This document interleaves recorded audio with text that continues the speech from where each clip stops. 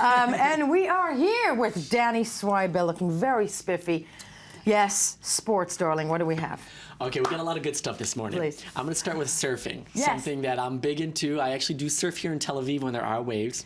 Why does that not shock me? Believe it or not, there are Yes. waves here. Did you know I was a surfer? I had no idea, Okay, so- but that makes so much sense. So yes, You're it's from the Midwest, though. I am from Chicago. There's no waves in Chicago. Yeah, but then they become like the best surfers. Those Right. people that had no beach. Okay, Well, yes. let's not get ahead of ourselves. I get beat up a lot when I surf. And this is what we're going to be actually talking about today, because there's a story about this young Brazilian female surfer Okay. who almost died while surfing. While surfing. And I will get into some of the dangers that go along with this Please fun, do. crazy, wild hobby. Let's take a look at the report. These are some of the biggest waves in the world. Nazaré in Portugal is a paradise for extreme surfers. It's also where Brazil's Maya Gabeira almost died in 2013 as she tried to set the record for the highest wave ever surfed by a woman. She broke her leg and was unconscious for more than a minute underwater. Now, after months of surgery, she's back. I had to come back, but I hesitated because I didn't know if I'd be able to cope. These are the biggest waves in the world. You can't underestimate the size. It's just a matter of time, but if I continue on this path, I know I can do it again. The last few years have seen Nazaré grow in popularity among the world's daredevil surfers. Once a small fishing town, it now attracts 800,000 visitors a year. A promoção internacional da Nazaré, antiga e atual. The promotion of Nazaré around the world is thanks to the giant waves of the North Beach and the new vocation of this beach as a water sports destination. Da Praia do Norte, em termos de praia destino de desportos de mar. Maya started training at the end of October for the start of the surfing season. Her aim to break the world record set by Garrett McNamara, who rode a 24-metre high wave here. But for Maya, it's also a spiritual quest. When When I spend the day in the water, I can think of nothing else. I live the moment, I surf, I look at the waves. I manage to stay focused. These are unforgettable moments. There's a lot of energy. It's very intense. There are many things that come into play. For someone who's religious and believes in something, you really feel close to God in these moments. Riding waves since she was 17, Maya will return to Hawaii for the winter. But if a storm starts brewing in Nazaré, she'll hesitate to jump on a plane and miss out on the chance to catch that perfect giant wave. I want to say that most of you. See? No, Daniel, you're like, okay, weirdo. But, okay, asking. I'll be at the cafe. Yeah, downstairs will be waving you. No, but dangerous sport. As I looked at her, I'm thinking that that black eye is probably from the board, right?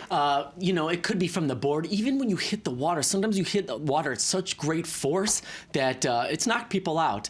Knocked people out to the point of like complete unconsciousness. I mean, during my time in surfing, and by the way, I'm talking maybe a meter or 2 meters None tops. of those monstrous things, yeah. Nothing like that. But even those, I've suffered head injuries, the board hitting me in the face and bleeding down my face. Other surfers, you get cut by their boards. Sometimes you just get caught in a whirlpool and you're suffering in a whirlpool and trying to get out for maybe 20, 30 minutes at a time. So you have to just keep fighting. So it is a dangerous sport. I'm going to play I'm going to play the Jewish mother in this table and ask you, why? Okay, so the why is a very interesting thing, because when you do it, it really feels like time stops. Even if you're only riding a wave for maybe 5-10 seconds, the world truly stops. All your problems truly go away. They say that is what happens also before you die. Yes. I'm just making that point. There's that too. Very good point. Okay. But truly, like, everything comes into focus because it's such concentration, because you feel the adrenaline starting to flow. Right. And it truly is a purifying feeling. So all the problems with work, life, family, all that goes away for a second. So I understand or for why. A lifetime. True. I understand why people continue to go back to this sport. But again, there is tremendous risk involved. Last year, we were hearing people getting eaten eaten by sharks. One surfer was riding a wave, and the shark almost bit him, and he kicked the shark. So I'm moving closer to Daniel. I'm getting really slightly scared. So okay, too much. But it is something special. Again, I say when people ask me, "Oh, you're a surfer," I go, "No, what? I surf, but I'm not yet a surfer because I don't want to take that title because I haven't earned it yet, maybe." So right now, I surf. What would make you a surfer?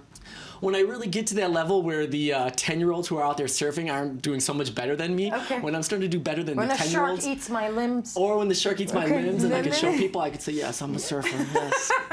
Okay, NBA roundup because we cannot live without that.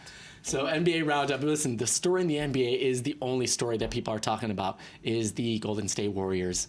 I came on this show and I was telling you endlessly about how they were awesome when they won the championship. They won the finals last year. Well, this year they're doing even better, if that's possible. They are 22-0.